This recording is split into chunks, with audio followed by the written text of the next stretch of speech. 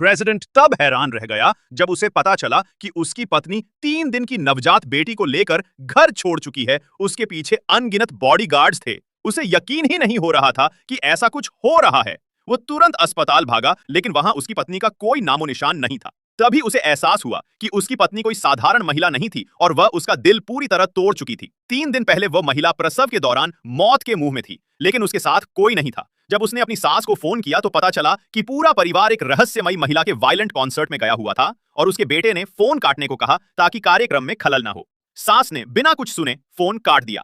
Nurse operation के लिए हस्ताक्षर न होने से लाचार थी। महिला ने उम्मीद पति से लगाई जो बिजनेस ट्रिप से लौट रहा था, लेकिन वह भी उसी कॉन्सर्ट में मौजूद था। महिला को यह तक नहीं पता चल पाया कि पति और सास जिसे डांट रहे थे वो वही थीं। उस पल उसे समझ आ गया कि इस परिवार में उसका कोई स्थान नहीं बचा है। दर्द से करहाते हुए उसने खुद ऑपरेशन की सहमति दी।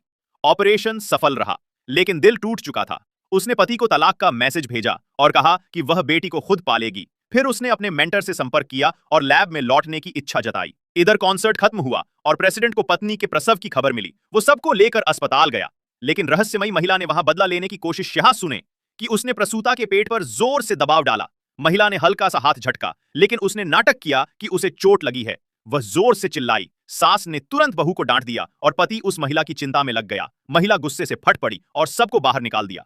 पति को लगा वह केवल नाराज है। उसने मनाने की कोशिश की, लेकिन महिला ने दोबारा तलाक मांगा।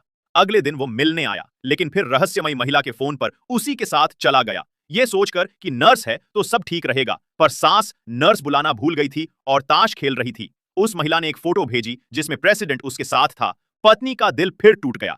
इस बीच प्रेसिडेंट परेशान था कि बेटा खाना नहीं खा रहा था। रहस्यमयी महिला ने चॉकलेट देकर अंडा खिलाया, जबकि बच्चे को एलर्जी। प्रेसिडेंट ने पत्नी को ही दोषी ठहराया, लेकिन बच्चा एलर्जी से भर गया और मां को पुकारने लगा। प्रेसिडेंट ने वीडियो कॉल की गुहार लगाई, लेकिन पत्नी ने बात नहीं की और कहा कि अब वह नियंत्रण नहीं रखेगी। तभी मेंटर द्वारा भेजे गए बॉडीगार्ड्स और स्टाफ पहुंच गए और उसे एक विशेष देखभाल केंद्र ले जाया गया। महिला को याद आया कि उसने परिवार के लिए सपनों को छोड़ा था, लेकिन सिर्फ उपेक्षा मिली।